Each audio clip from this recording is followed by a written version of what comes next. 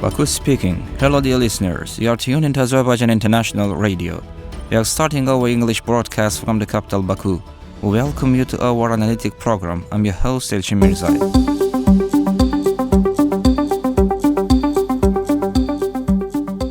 Heydar Aliyev and Azerbaijan sports. In his decisions for the future of Azerbaijan youth, Heydar Aliyev believed in the future of Azerbaijan youth and nurtured great hopes. Thanks to his invaluable efforts, physical education and sports in Azerbaijan reached greater development. Experience from leading countries shows that achieving success in physical education and sports at a level that meets modern standards is impossible without state support. National leader Heydar Aliyev paid special attention to the development of physical education and sports, just as he did in all areas of life during his tenure as the first leader of Azerbaijan. During that period, ensuring mass sports among teenagers and youth was considered an important direction. The construction of sports complexes, facilities, and arenas in the cities and regions of the Republic played a decisive role in increasing interest, especially among young people in this field. Heydar Aliyev repeatedly noted that we must preserve the health of our people not only through healthcare and customs, but also through physical education, strengthen it and pass it on to future generations. Heydar Aliyev always paid special attention to the increasing role of athletes in society. In 1994, the Ministry of Youth and Sports was established in our country to implement the state's sports policy, and a fund was created alongside the President of Azerbaijan in 1994. Great strides have been made in ensuring mass sports in Azerbaijan, advancing this field and training world-famous athletes.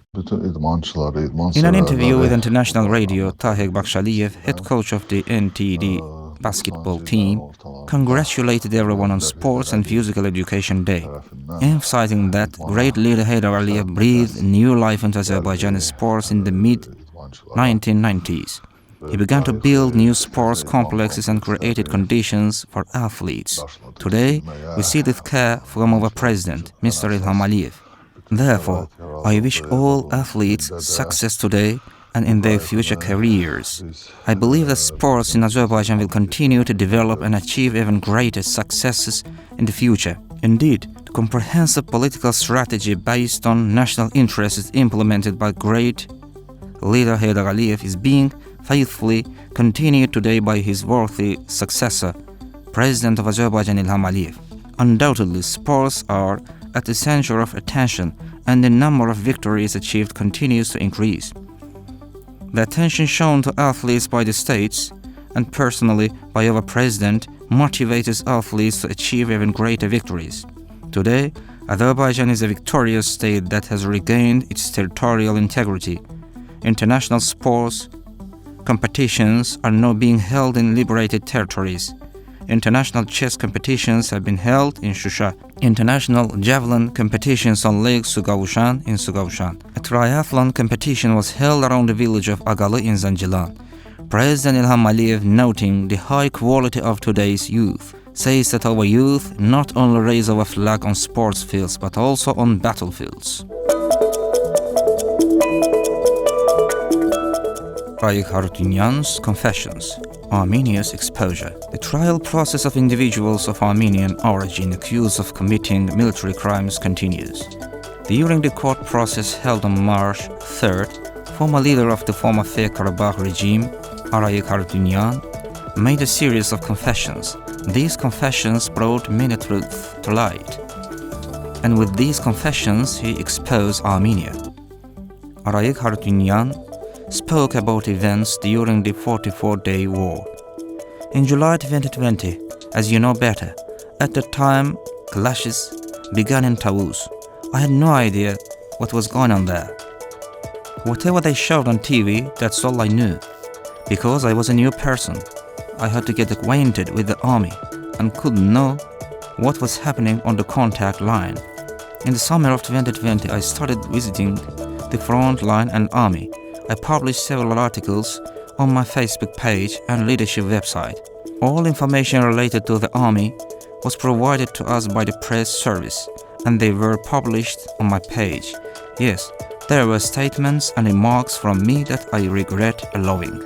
He admitted that he observed the training of the Karabakh army in the summer of that year, and at the end of June, stating that the headquarters of Armenian army was led by Onik Gasparyan. The depth strikes against Azerbaijan were decided by Armenia. On September 27th, you know that a large-scale war began. According to the laws of Karabakh, we had to declare a military situation, and we did. Information was provided in parliament that the war had begun. Leadership of the Karabakh army announced a military mobilization. I knew exactly what the result would be. From the first days, my conversation with Pashinyan was about when the war will be stopped. I met with parliamentarians every day. I met with Bako Sahakian and Arkady Gukasyan every day. The subject was about ending the war quickly, even for a minute. It was decided to strike military targets in Azerbaijan's depth, missiles and artillery installations. The main military political vertical began with the headquarters chief of the Karabakh Defense Army, from top to bottom. When I asked Onik Gasparyan if these decisions were justified, he told me that Azerbaijan's airports were our main target and we must destroy these targets. It was said that an impression should be created that these strikes are carried out by Karabakh. Arayik Harutyunyan wanted to address a letter to Azerbaijani President Ilham Aliyev, but Armenia's Prime Minister Nikol Pashinyan didn't allow this opportunity. On the evening of October 18th, our last meeting with Bako Sahakian and Arkady Gukasyan took place. I called Nikol Pashinyan and said I was ready to write a letter on behalf of the Azerbaijani president to keep the war. Pashinyan called me back on the evening of October 19th and said the war was continuing. I don't want to go into details. The worst part was that the war was continuing. Yes, all these confessions indicate that responsibility lies with Armenia's political leadership. Of course, the trial process continues. The trial is conducted in accordance with international law, because Azerbaijan is a legal state, and our independent courts will make the final decision. Azerbaijan maintains fruitful and constructive bilateral relations based on mutual national interests with the 8 countries. President of the Republic of Azerbaijan Ilham Aliyev met with the Secretary General of the D8 Organization for Economic Cooperation, Isiaq Abdulkadir Imam, on March 4th. President Ilham Aliyev emphasized Azerbaijan's commitment as a full-fledged member to contribute actively to the organization's development. The head of state expressed satisfaction that Azerbaijan became the first country to join the organization since its establishment among the 8 countries, also noting this decision as a testament to the respect shown to Azerbaijan and a symbol of the strong friendship among these countries. President Ilham Aliyev highlighted the effective and constructive bilateral relations based on mutual national interests between Azerbaijan and the 8 countries. He underscored the importance of establishing relations with the organization's member institutions, emphasizing the significance of Azerbaijan's geographical position in the Caspian Sea and Caucasus region. In this regard, President Ilham Aliyev noted Azerbaijan's role as a crucial country in the organization's approach to the region's integration. The head of state expressed hope that the visit of Secretary General Isiaq Abdulkadir Imam to our country will be productive. The Secretary General expressed gratitude for Azerbaijan's membership in the organization and extended congratulations on the occasion of the whole month of Ramadan. He also congratulated our country's successful presidency at COP29, highlighting the adoption of significant decisions on climate issues within the framework of Azerbaijan's presidency.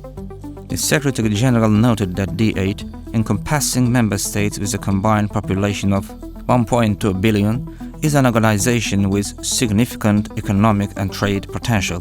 He emphasized that the development of economic and commercial relations between countries is central to its activities. The guests expressed confidence that Azerbaijan will contribute substantially to the organization's further development and the implementation of current issues. During the meeting, discussions were held on the prospects for cooperation within the D8 framework in energy, climate activities, trade, small and medium-sized enterprises, youth, media, and other mutually beneficial areas. Furthermore, later, Azerbaijan's Foreign Minister Ceyhun Bayramov also met with D8 Secretary General Isiaq Abdulgadir Imam. The meeting discussed cooperation issues arising from Azerbaijan's membership in D8, as well as regional and international security situations. Minister Ceyhun Bayramov noted with satisfaction that Azerbaijan's selection as a member of the organization during the recent summit reflects Azerbaijan's growing regional and international influence, as well as the trust placed in it by the organization. It was noted that our membership marks a significant expansion in D8 history, underscoring Azerbaijan's role in representing the organization, including the expansion of its geographical footprint.